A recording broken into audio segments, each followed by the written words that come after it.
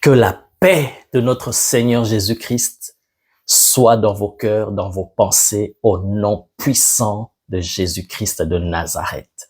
Je déclare que cette paix envahisse ton cœur. En ces temps difficiles que le monde est en train de traverser, ces temps qui ont été prophétisés, annoncés d'avance par l'Esprit du Seigneur au travers des Écritures, bien-aimés, nous avons besoin de la paix de Jésus-Christ. La paix qui surpasse toute intelligence, la paix qui surpasse toute compréhension humaine, cette paix que le monde ne peut pas donner, que seul Jésus peut donner, que cette paix soit dans ton cœur. Parce que quand tu es dans la paix, tu vas bien réfléchir avant de poser tes actes, avant de réagir face à des situations, parce que tu es dans la paix et tu vas mieux écouter le Seigneur. C'est que le diable essaie de faire, c'est lorsqu'il y a une situation qui arrive, que nous soyons déstabilisés, que nous soyons dans la peur, et ça ouvre la porte à l'action de l'ennemi, et là, nous ne pourrons même plus entendre Dieu pour savoir quoi faire exactement. Mais lorsque nous sommes dans la paix, oh bien-aimés, nous ne sommes pas dans l'agitation, nous ne sommes pas dans la ferveur de la foule, des situations qui sont autour de nous, qui sont en train de crier, de nous effrayer, mais nous serons dans la paix. Comme Jésus dans la barque avec les disciples, il y a eu les vagues qui soulevaient la barque, il y a eu la tempête. Bien aimé, les disciples étaient agités, ils étaient dans la peur. Et face à cette situation, quand tu es dans la peur, bien aimé, tu ne sauras même pas entendre Dieu et tu ne sauras pas résoudre les situations. Mais Jésus, lui, qui était dans la paix, au point qu'il dormait sans entendre le bruit de tout ce qui se passait autour, bien aimé, il s'est réveillé et il a parlé à la situation. Il a dit silence. Il parla, il menaça le vent et il dit à la mer, silence, tais-toi. Et la Bible dit, il y eut un grand calme. Vous savez pourquoi il y eut un grand calme? Parce que lui qui avait la paix, qui est le prince de paix, il a relâché la paix et le calme est revenu. Voilà ce que je souhaite et déclare pour toi, que la paix de Jésus t'envahisse et t'anime, te conduise en tout temps et en permanence dans ta vie. Sois richement béni de partout où vous nous suivez, de partout où vous êtes, et que vous êtes abonné à notre chaîne, vous aimez ce que nous faisons, vous nous encouragez, vous prenez du temps, même 30 secondes, 10 secondes pour prier pour nous. Seigneur, souviens-toi du pasteur Pépé, vraiment que le Seigneur vous bénisse. Si vous le faites déjà, que le Seigneur se souvienne de vous et qu'il vous bénisse. Et si vous ne le faites pas, pensez à le faire dans vos moments de prière, car nous en avons besoin. L'apôtre Paul même, aussi grand, aussi puissant qu'il était, il demandait qu'on prie pour lui. Qu'on prie pour lui, il dit ça dans Éphésiens. Priez pour moi afin qu'il me soit donné d'annoncer librement la parole de Dieu. Parce que c'est un travail qui demande aussi le soutien dans la prière. Merci beaucoup, que le Seigneur vous bénisse et partagez aussi au maximum autour de vous afin que les gens puissent écouter Dieu. Bien aimé, nous sommes dans une période où les gens ont besoin de Dieu. Même s'ils ne le disent pas ouvertement, il y a même certains qui ne savent même pas qu'ils ont besoin de Dieu. En réalité, ils ont besoin de Dieu. Et Dieu, il nous a envoyé sa parole parce que lorsque les malheureux ont crié à l'Éternel, ils étaient à bout de leur vie, ils ne savaient plus quoi faire. La Bible dit, ils ont crié à l'Éternel. Ce que l'Éternel avait envoyé, c'était seulement la parole. La Bible dit, il envoya sa parole. Ah oui, lorsque nous crions à l'Éternel, lorsque nous sommes dans des situations difficiles, bien aimés, ce dont nous avons besoin, c'est la parole de Dieu. Voilà pourquoi le centenier a dit à Jésus, dis seulement un mot. On a besoin que de ta parole.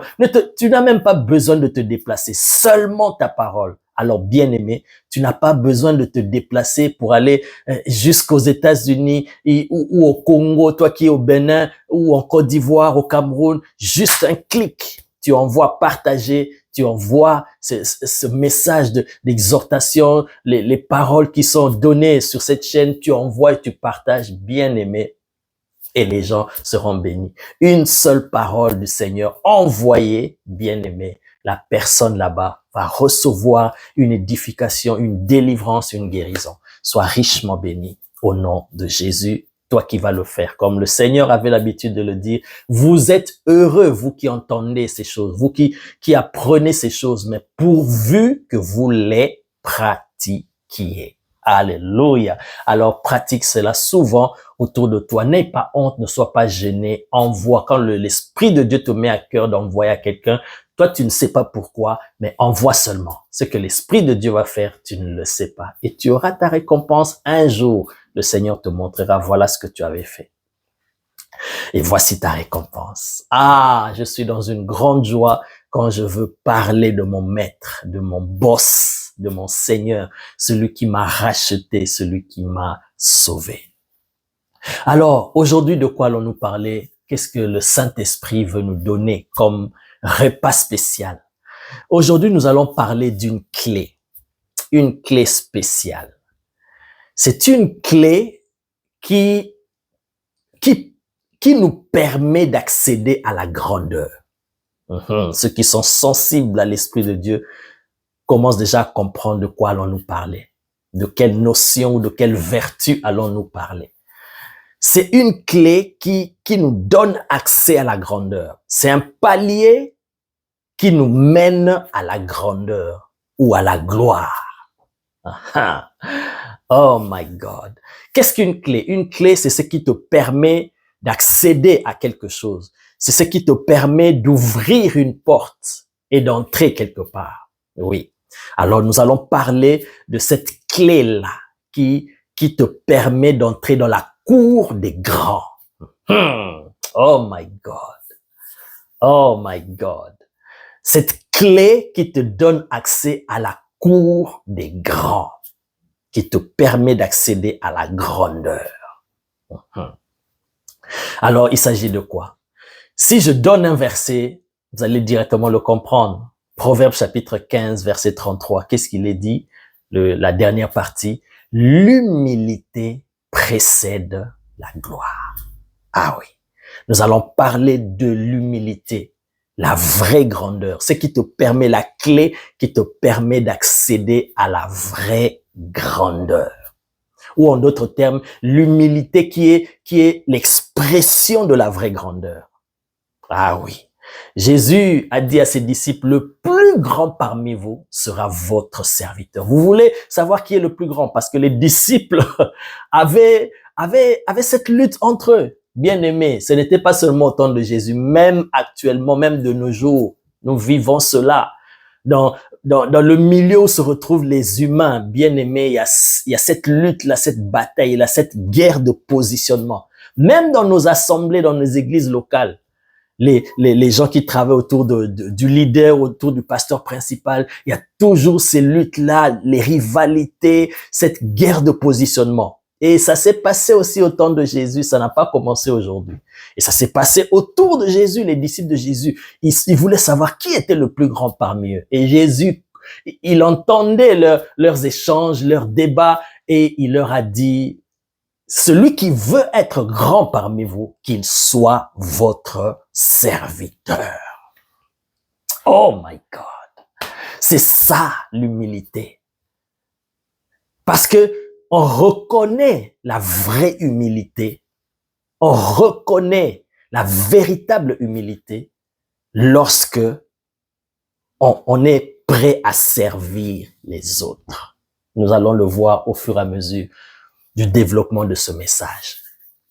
Donc Jésus leur a enseigné en disant, le plus grand parmi vous, celui qui veut être plus grand, la grandeur dans le royaume de mon Père, dans le royaume des cieux, la grandeur se reconnaît par le service, ton attitude vis-à-vis des autres, ta capacité à te mettre au service des autres, à te rabaisser, à descendre, à servir les autres. Et c'est ce qu'on appelle l'humilité. C'est ça qui te permet d'accéder à la grandeur.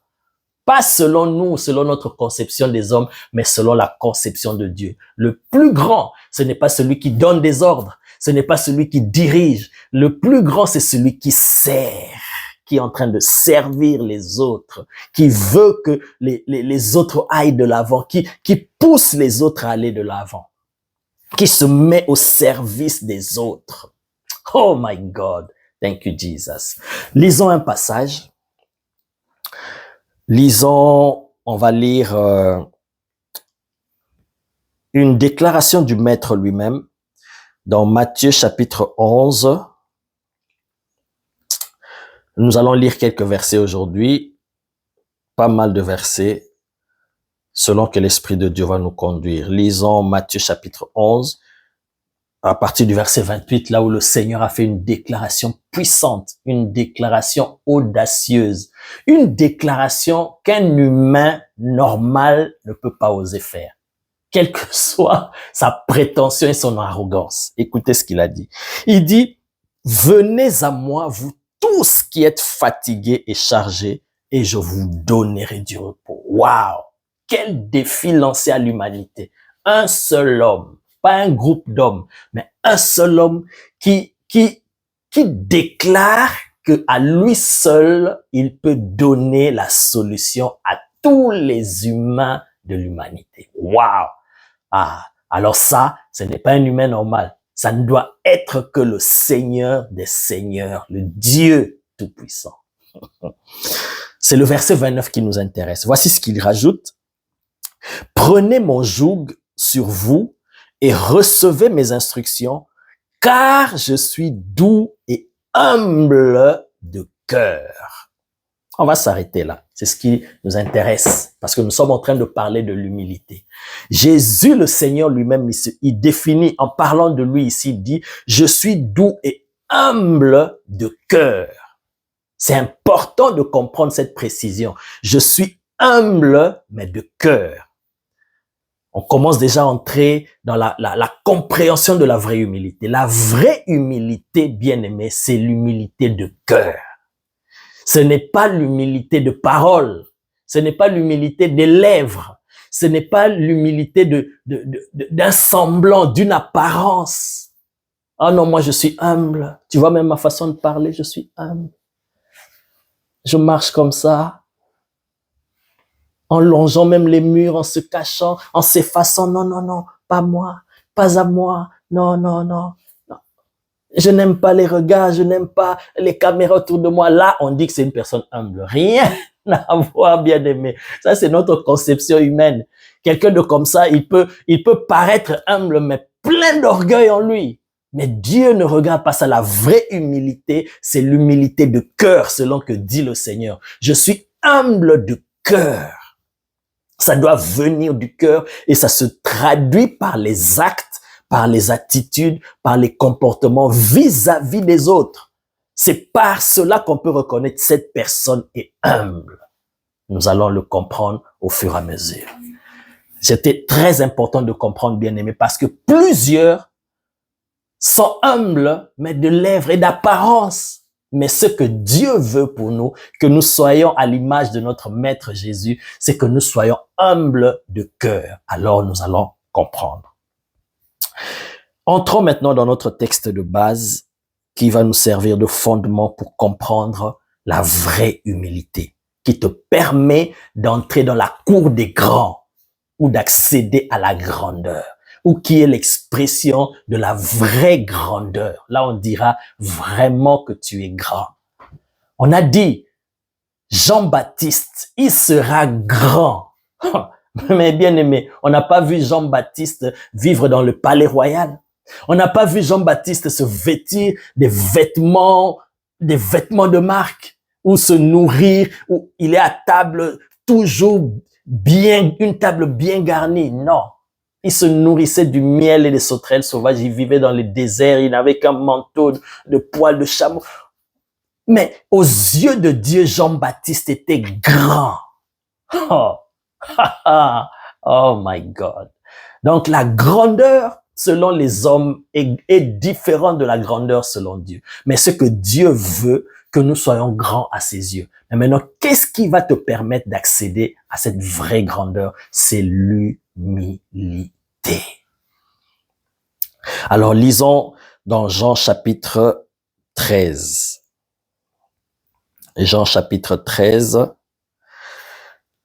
Nous allons lire à partir du verset 1. Lisons d'abord et après nous allons expliquer. Jean chapitre 13, à partir du verset 1. Nous connaissons cette histoire. Les lecteurs de la Bible, les amoureux de la parole de Dieu savent déjà, ils commencent à faire le lien. La scène où Jésus a lavé les pieds de ses disciples. Alors lisons. Avant la fête de Pâques, Jésus, sachant que son heure était venue de passer de ce monde au Père, et ayant aimé les siens qui étaient dans le monde, mit le comble à son amour pour eux. My God. Retiens bien cette phrase. Il mit le comble à son amour pour eux. Donc, il a manifesté le plus haut point de la plus haute dimension de l'amour. Comment a-t-il manifesté cela? Nous allons le comprendre. Pendant le souper, lorsque le diable avait déjà inspiré au cœur de Judas Iscariote, fils de Simon, le dessein de le livrer, Jésus, qui savait que le Père avait remis toutes choses entre ses mains, qu'il était venu de Dieu, qui s'en allait à Dieu, se leva de table. Waouh!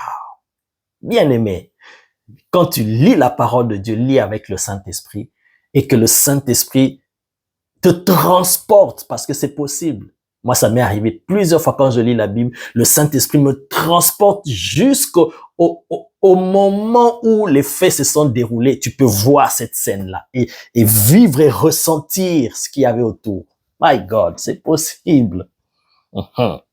Ah, thank you. Thank you. Quelqu'un va me dire, mais est-ce que c'est possible, pasteur Pépé? Oui, bien sûr. Avec l'Esprit de Dieu, il n'y a pas de limite. Mais je peux te donner une preuve. Comment tu peux m'expliquer? Parce que celui qui a écrit le livre de Genèse, c'est qui? C'est Moïse. Est-ce que Moïse a assisté à toute la scène de la création? Au point de nous rapporter que le premier jour, Dieu a fait ça, deuxième jour, troisième jour. Comment a-t-il pu écrire, nous détailler ce que Dieu a fait à la création, alors qu'il n'existait même pas? Ni même Adam, le premier homme, il n'existait même pas. Alors comment Moïse a pu faire ça? L'Esprit de Dieu l'a transporté jusqu'à là. Au moment de la création, il a assisté à cela, il a vu ce qui s'est passé et il commençait à nous rapporter en code. Oh my God! L'Esprit de Dieu est capable. Tu es en train de lire la scène, une scène de Jésus et l'Esprit de Dieu est capable de te transporter. Ah!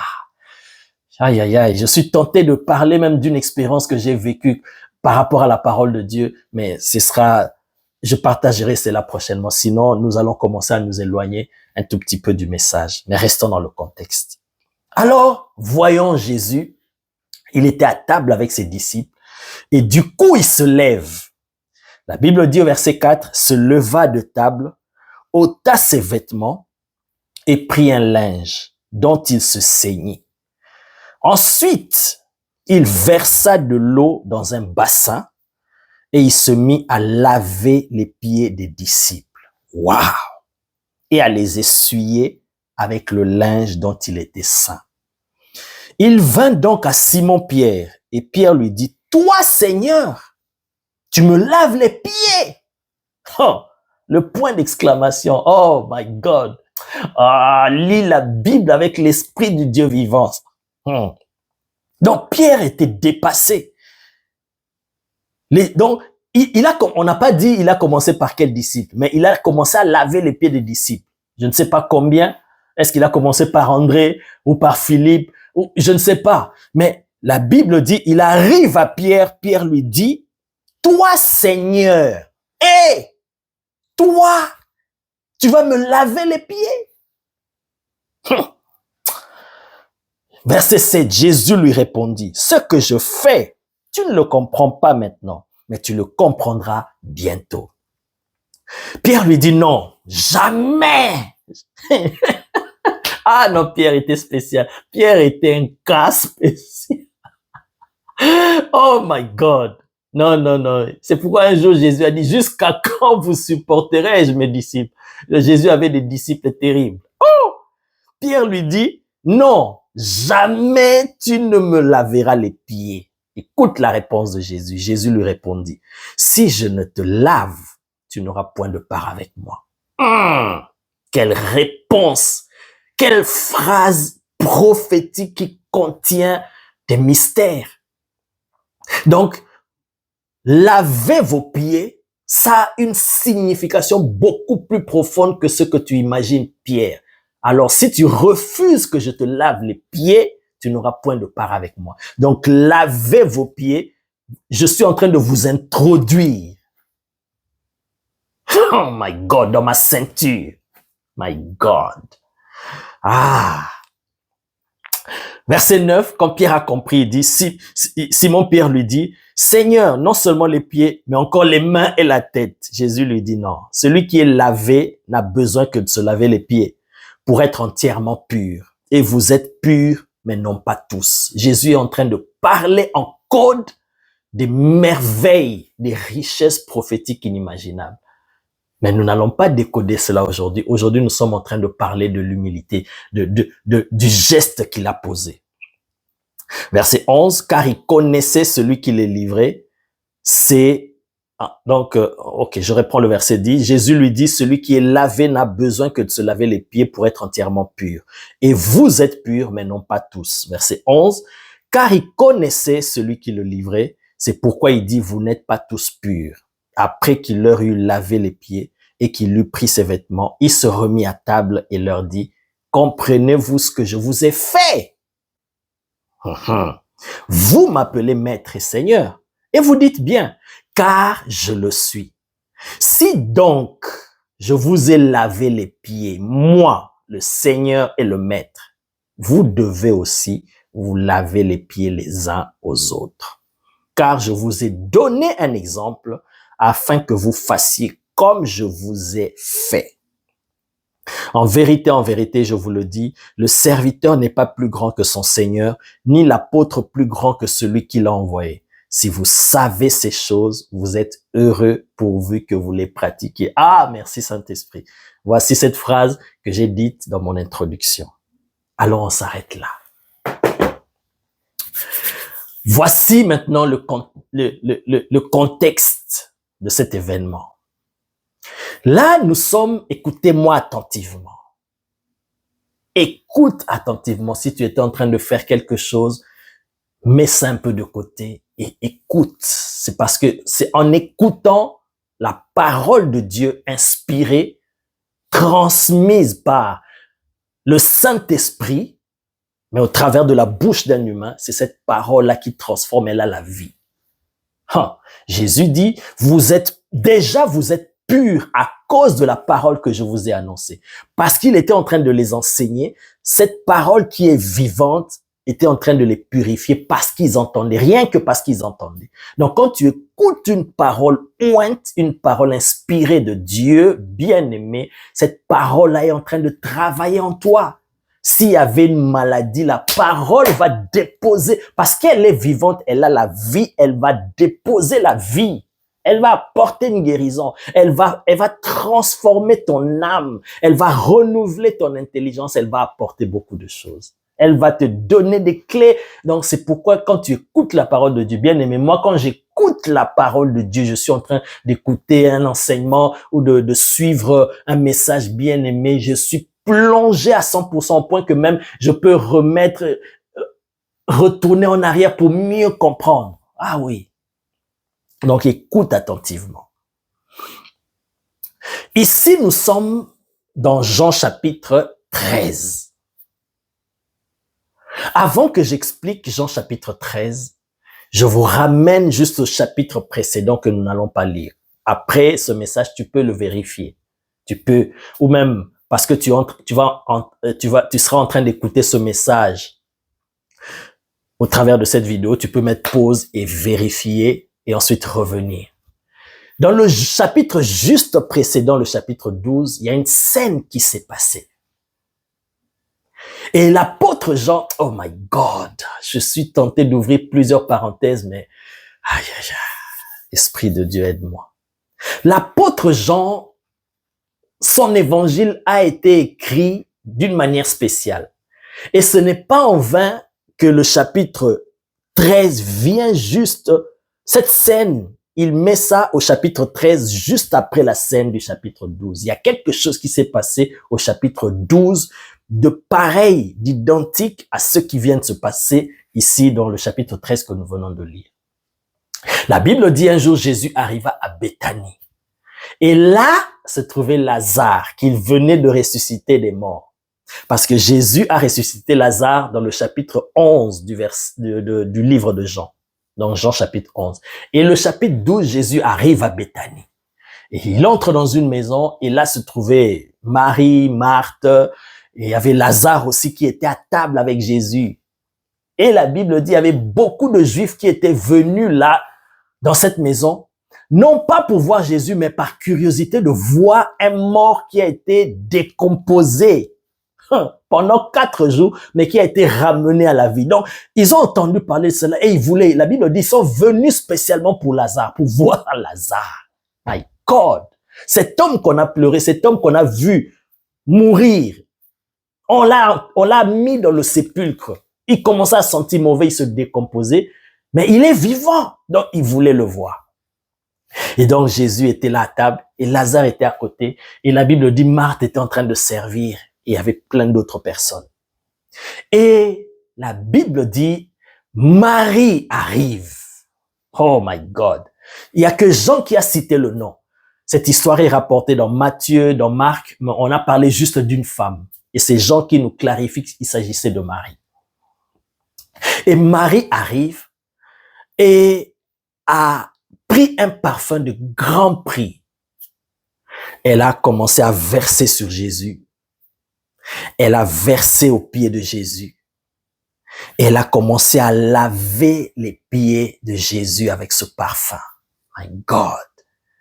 Et elle a pris ses cheveux, elle a commencé à essuyer les pieds de Jésus. My God.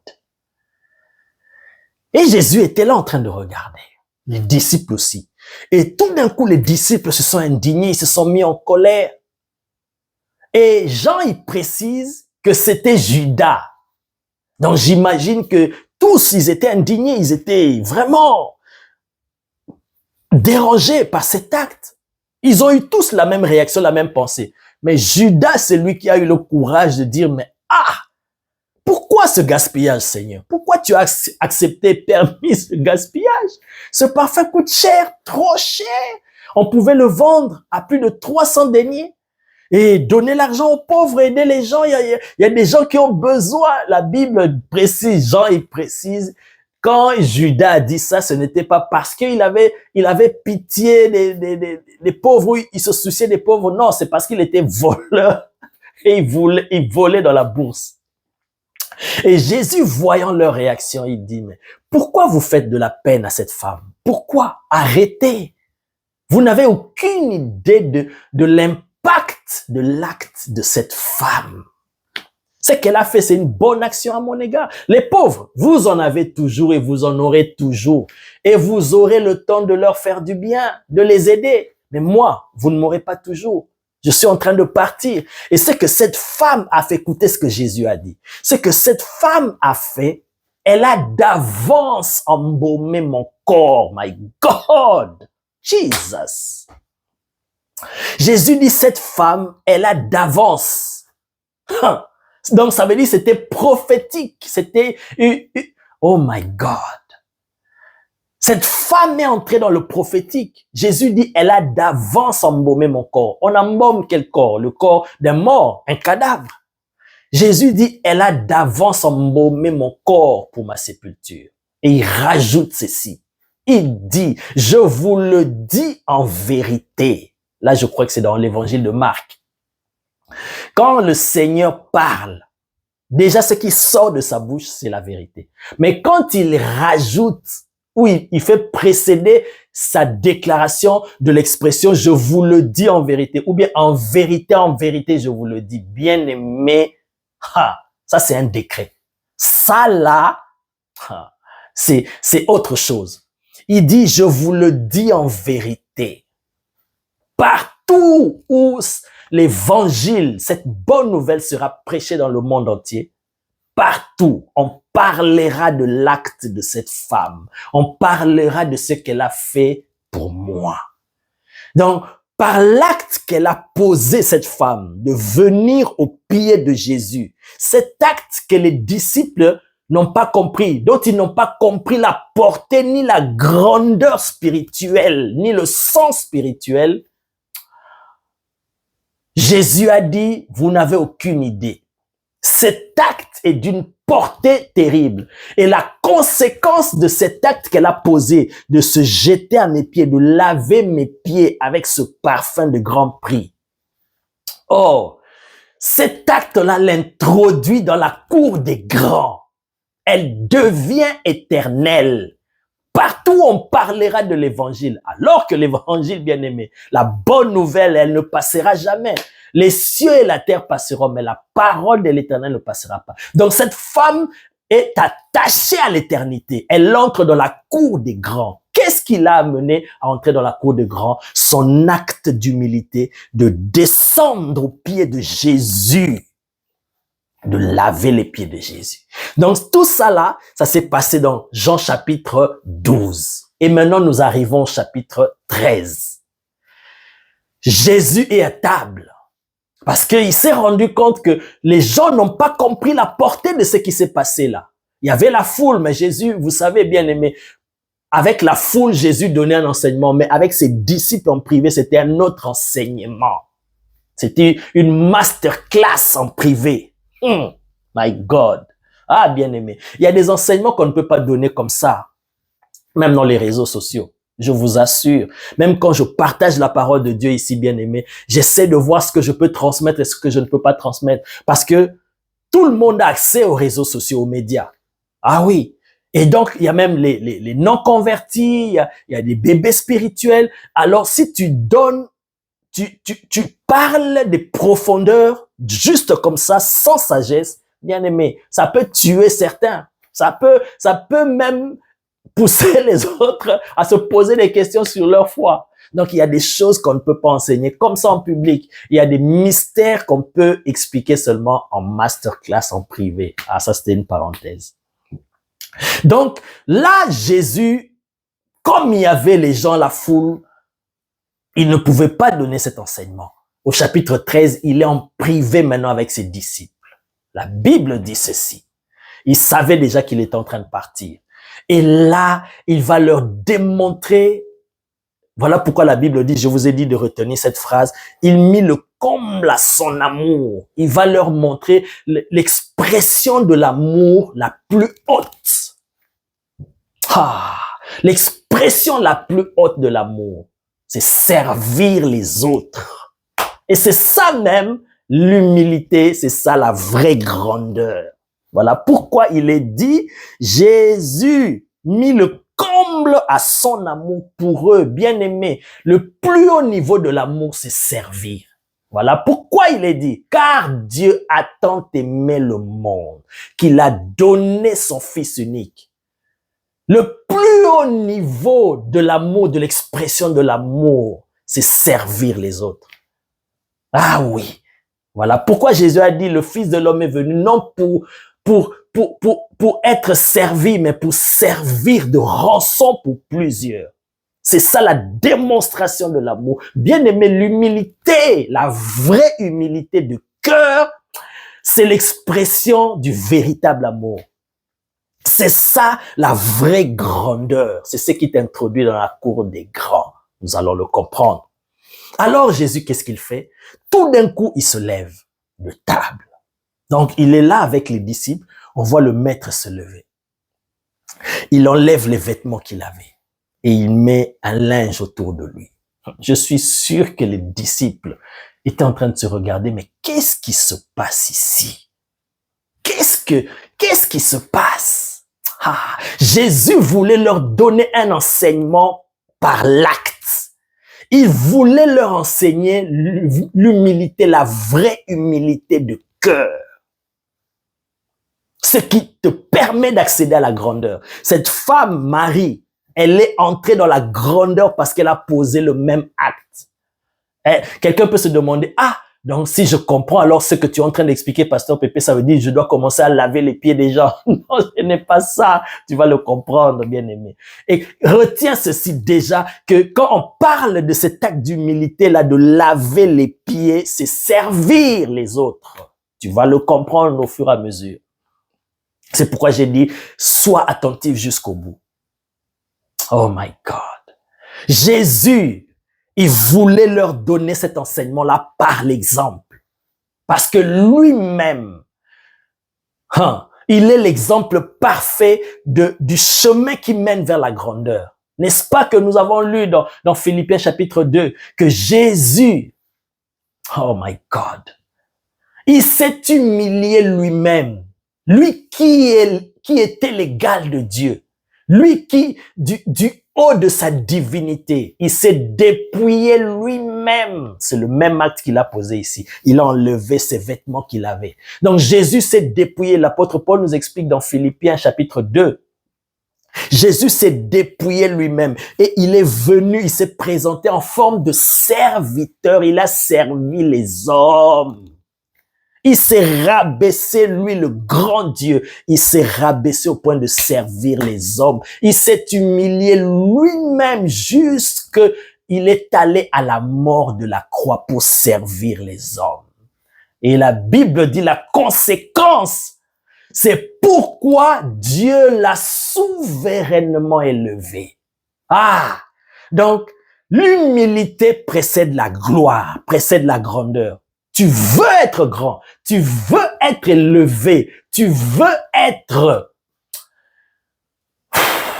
oh my God, tu veux accéder à la cour des grands. Bien-aimé, apprends à être humble, apprends à vivre dans l'humilité. Nous allons le comprendre. À cause de son humilité, à cause de son service envers les hommes, envers les autres, c'est comme ça que Jésus a été élevé. Tu veux être élevé, tu veux être grand. Ou Dieu t'a montré qu'il veut t'amener dans la grandeur. Bien-aimé, voici le chemin que le Saint-Esprit nous montre, l'humilité de cœur. Donc, Jésus se lève de table. Il enlève ses vêtements et il met un linge. Et la Bible dit, il commence à laver les pieds de ses disciples. Comme je vous ai dit, je ne sais pas par qui il a commencé, et il arrive chez Pierre. Pierre lui dit, quoi? Toi, Seigneur, tu vas me laver les pieds? Non, non, non, non. Il a même dit, jamais tu ne me laveras les pieds, parce qu'il ne comprenait pas la portée de cela. Il dit, jamais tu ne me laveras les pieds, jamais, je refuse, tu ne peux pas me laver les pieds. Alors, pourquoi Pierre a réagi comme ça? Bien aimé. Parce que Pierre, il sait. C'est la culture juive de l'époque. Retournons à cette époque. Laver les pieds de quelqu'un, d'un invité, de quelqu'un qui arrive chez toi, bien-aimé, c'était une tâche réservée aux serviteurs les plus bas, les plus vils.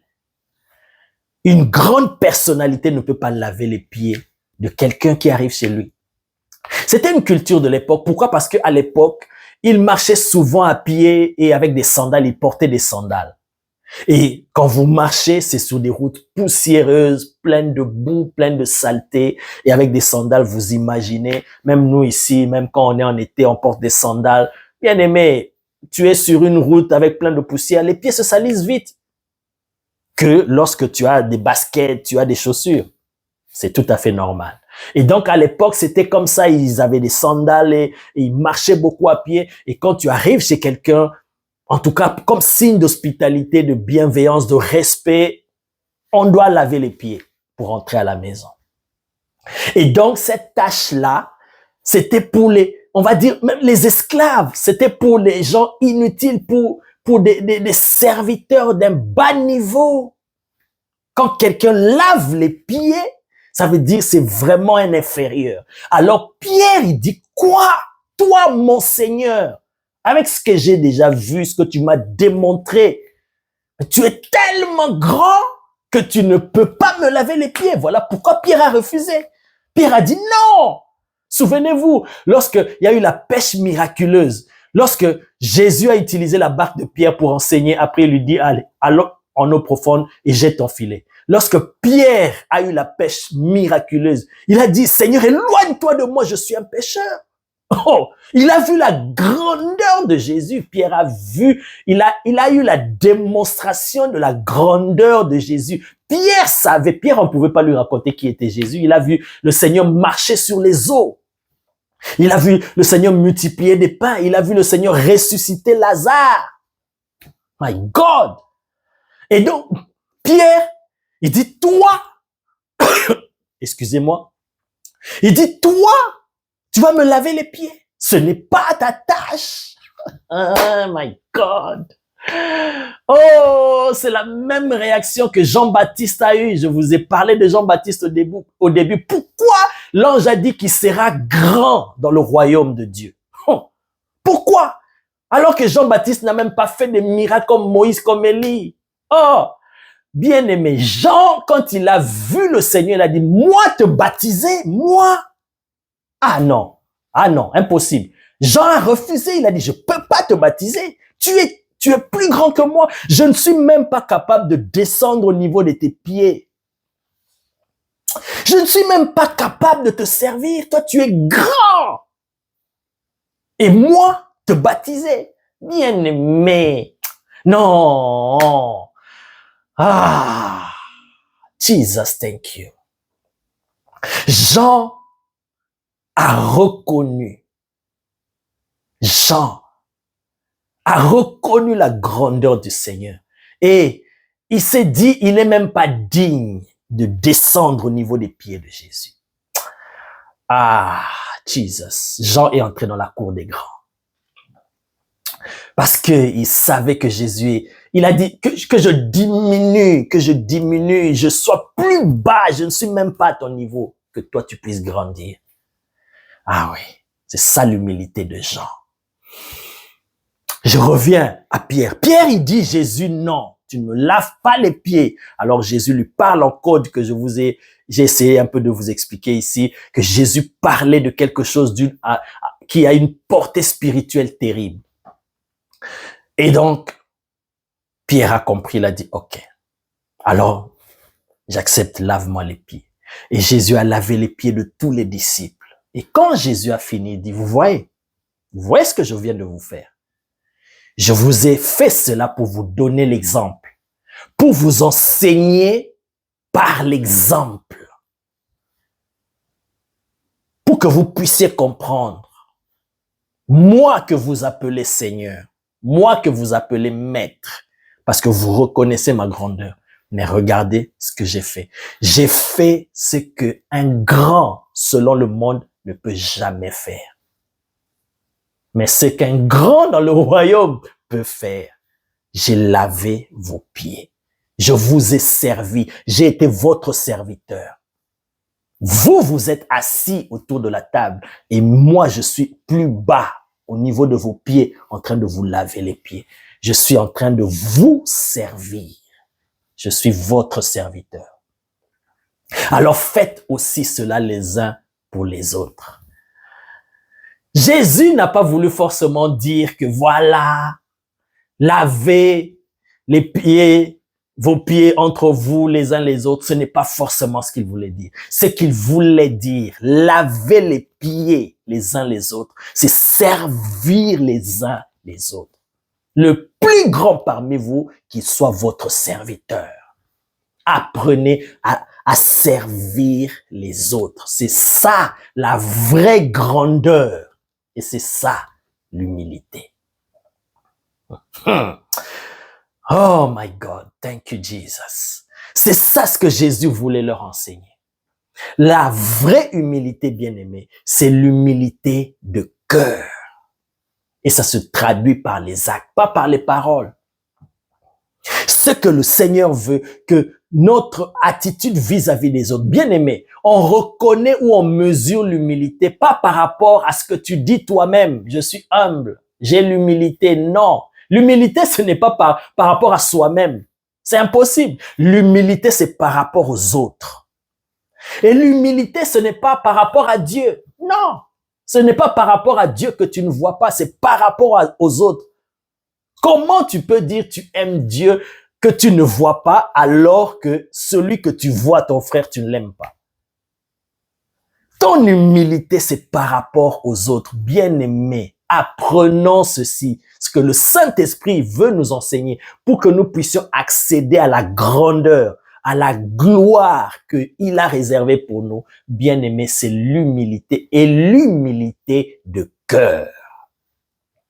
L'humilité de cœur. Alors, quelqu'un peut se demander, comment est-ce que je peux accéder à cette dimension pour avoir l'humilité de cœur? Bien aimé, cela ne peut provenir que de la relation que tu as avec Dieu, de la communion que tu as avec Dieu. Il n'existe pas de véritable humilité en dehors de Dieu ou sans Dieu.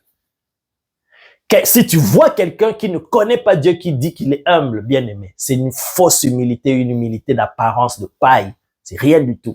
La vraie humilité de cœur, c'est quand tu es en Dieu, tu es en Christ. Ah oui. C'est parce que tu es en Dieu que tu vas avoir le cœur de Dieu, la nature de Dieu. L'amour de Dieu va s'imprégner en toi. Et bien aimé, ça va se matérialiser et se caractériser au travers de toi par tes actes, par ton attitude vis-à-vis des autres. L'humilité se reconnaît par rapport à la relation que nous avons vis-à-vis des autres, bien-aimés. Ce n'est pas seulement les paroles ou les blabla. Comment te comportes-tu avec les autres? Lisons un passage, un dernier passage. J'avais déjà donné ce passage. Lisons cela, Philippiens chapitre 2.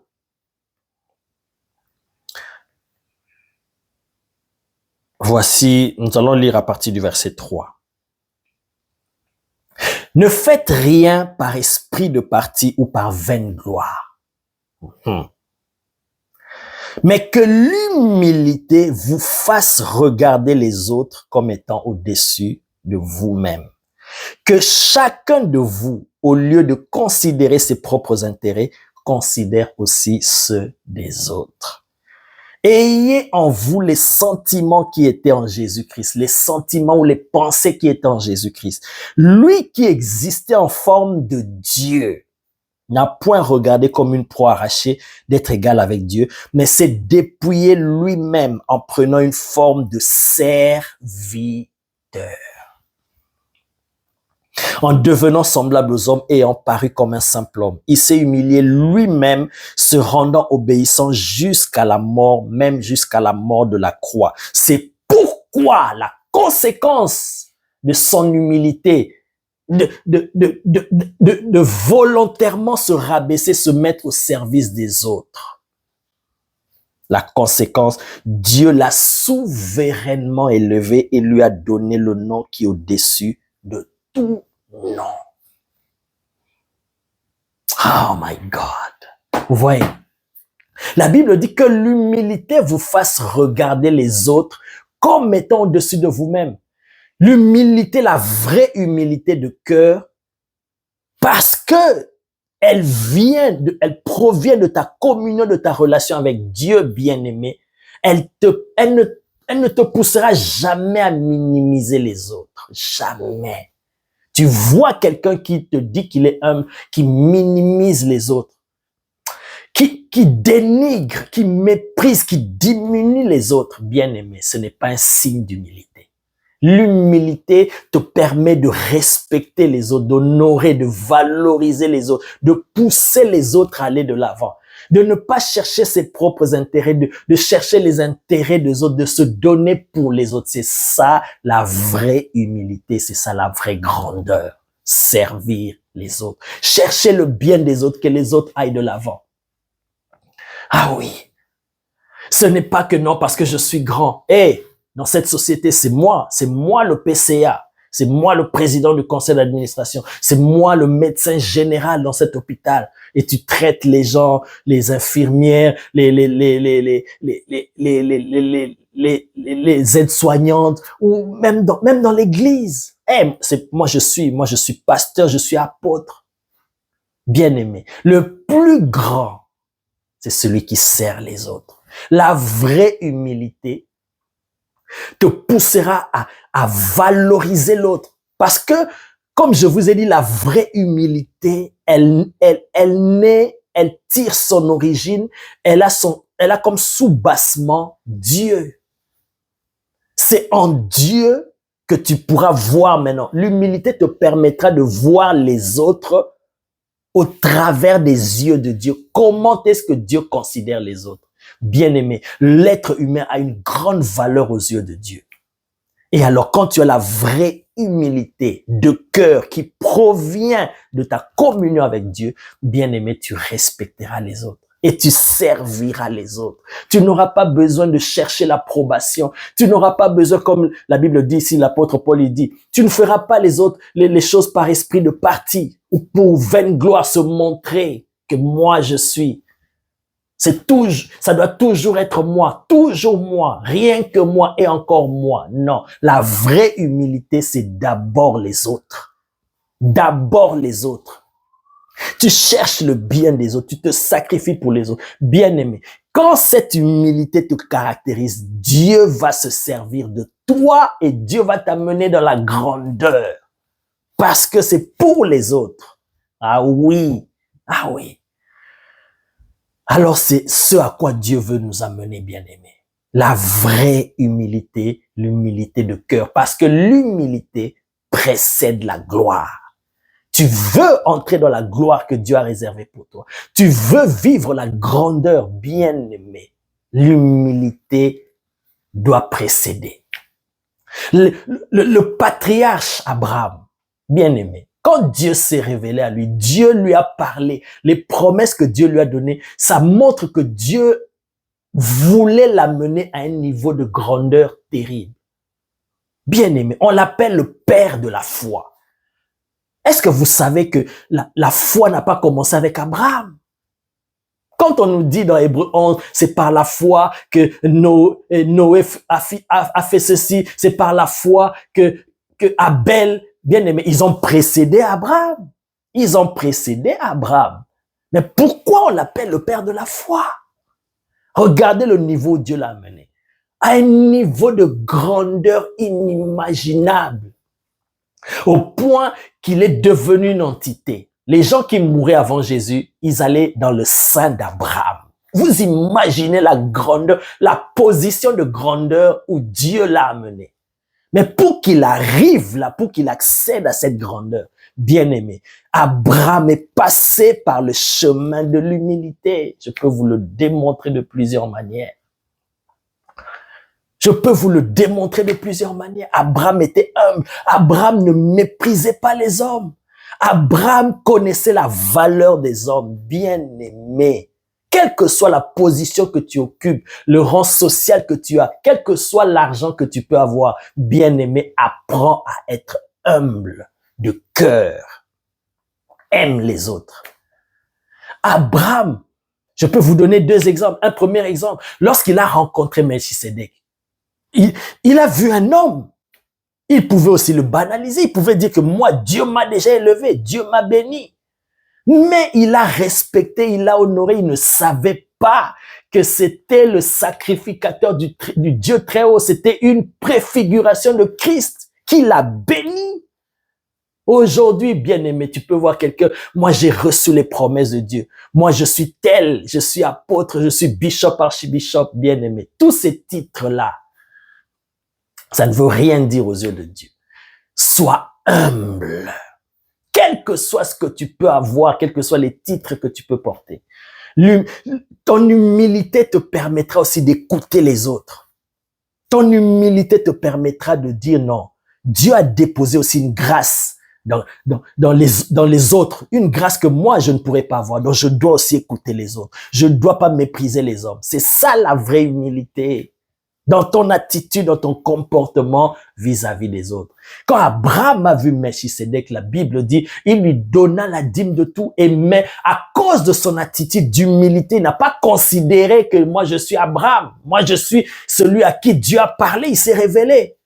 Mais Parce qu'il avait l'humilité de cœur, il s'est humilié devant lui et il a béni. Parce qu'il pouvait dire, tu es un inconnu, je te connais même pas, d'où est-ce que tu proviens et je n'ai rien à faire avec toi. Il allait passer à côté. Bien aimé, l'humilité précède la gloire parce que elle va te mener face à des situations quand tu manifestes l'humilité. Tu sers, tu honores. Ah, le Seigneur va t'élever. Un jour, il était là à l'entrée de sa tente, il était assis et il voit 3 hommes. Il pouvait dire, moi je suis Abraham, je suis détenteur des grandes promesses de l'Éternel. Je vois des hommes, c'est des hommes comme moi. Et il les méprise. Non, parce que Abraham, il avait cette humilité de cœur. Regarde ce qu'il a fait. La Bible dit, il a couru depuis l'entrée de sa tente jusque là où ces hommes-là étaient, ces 3 hommes. Quelle distance, je ne sais pas, mais il était déjà assez avancé en âge. Mais il a couru, il n'a pas considéré son titre de grandeur. J'aime cette parole que l'apôtre Paul a dite sur Jésus. Il n'a pas considéré son égalité avec Dieu comme une proie arrachée. Non, moi je suis ceci. On voit ça aujourd'hui, comme je vous ai dit. Même dans nos assemblées, les guerres de positionnement. Moi je suis ceci, moi je suis bishop, moi je suis archibishop. Tout ça aux yeux de Dieu bien-aimé, ça ne veut rien dire.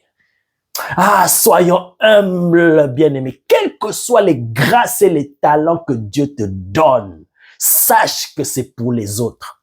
Ce n'est pas pour toi. Alors mets cela au service des autres. Travaille pour le bien des autres. Donne-toi, implique-toi, donne ton temps, ton énergie pour les autres.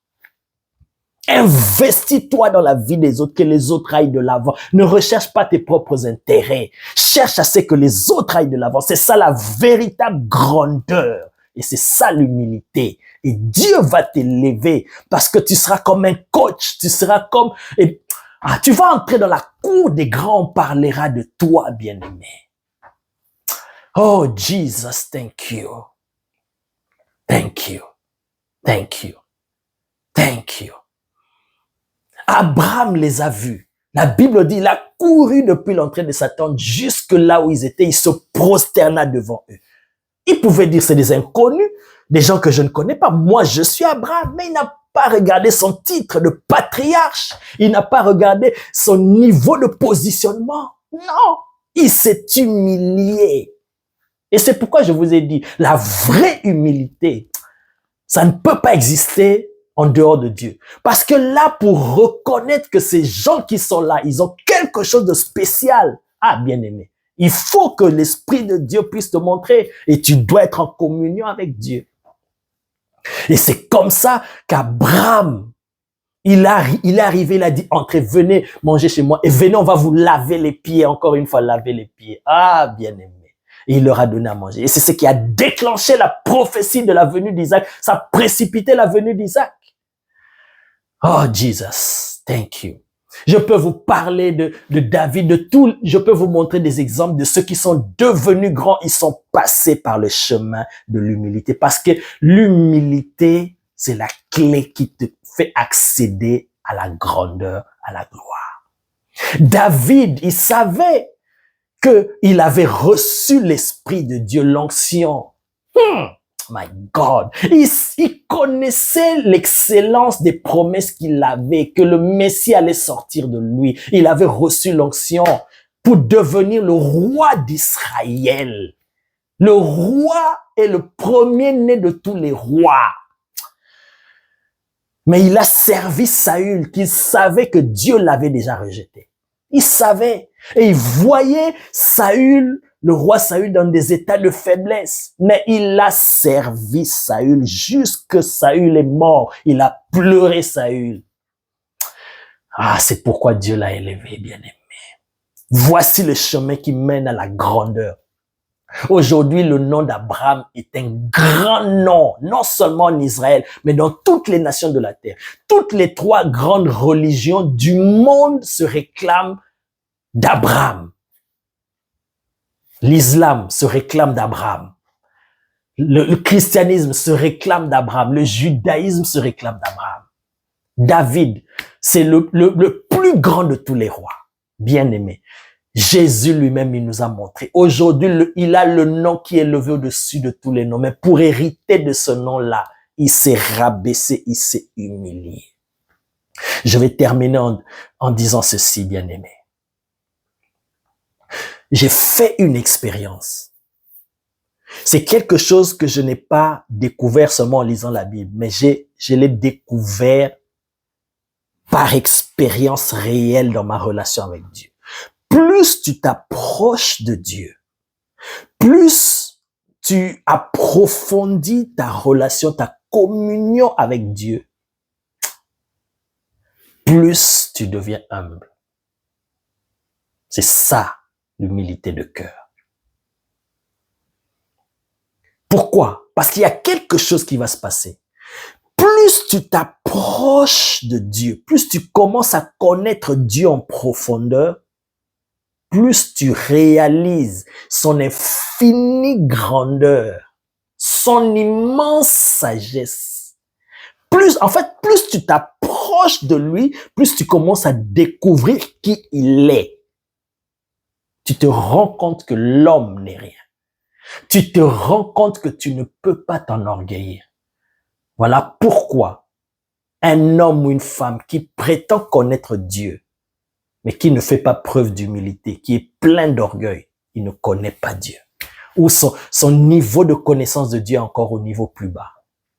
Parce que plus tu connais Dieu, l'orgueil ne peut pas exister en toi.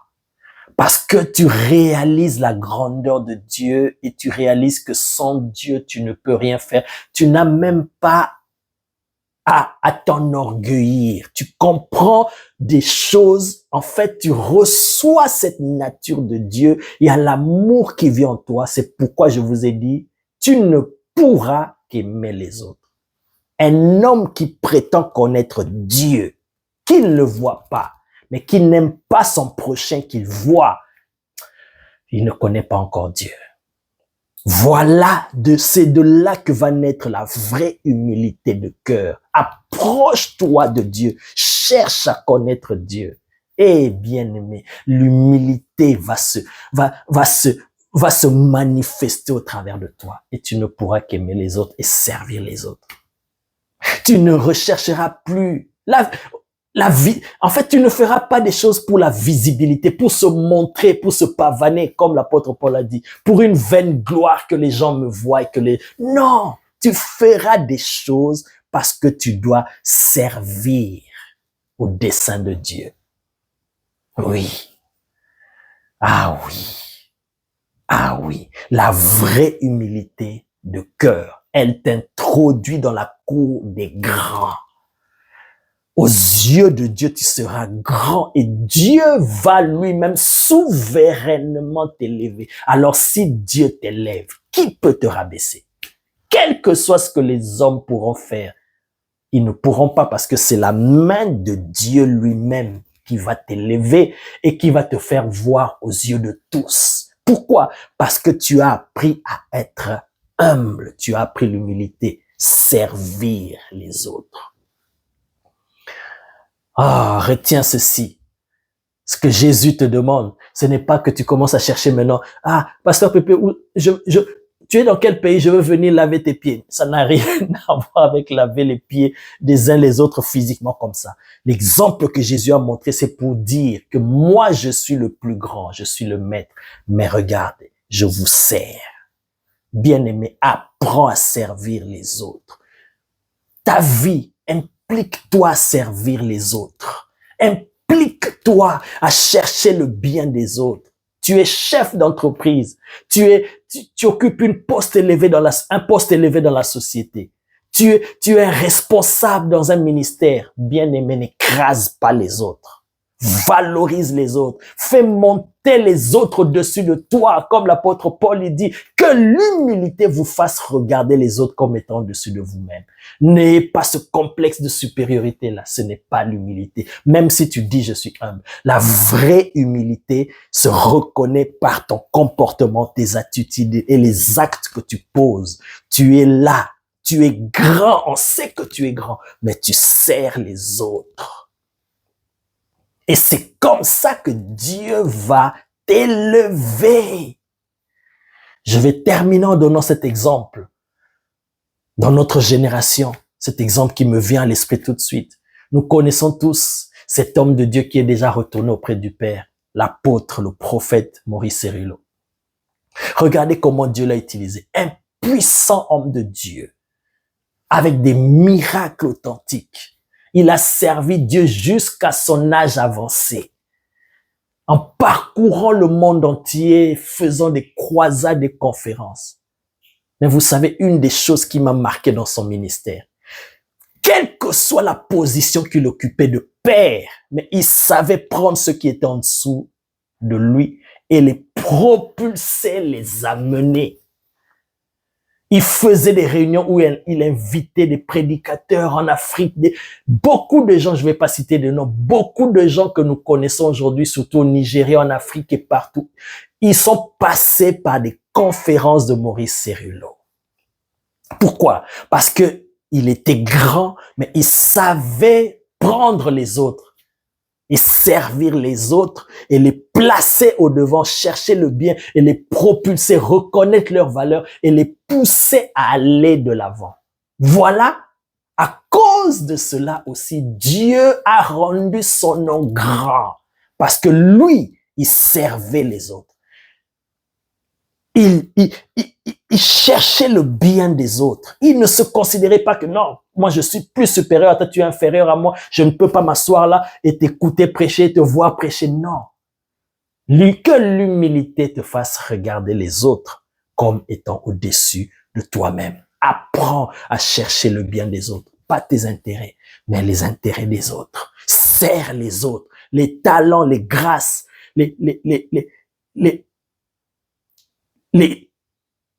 les dons que le Seigneur t'a accordés, qu'il a mis en toi, c'est pour les autres, c'est pour l'utilité commune. Plus tu sers les autres, plus Dieu t'élève. Sois richement béni au nom de Jésus. Amen.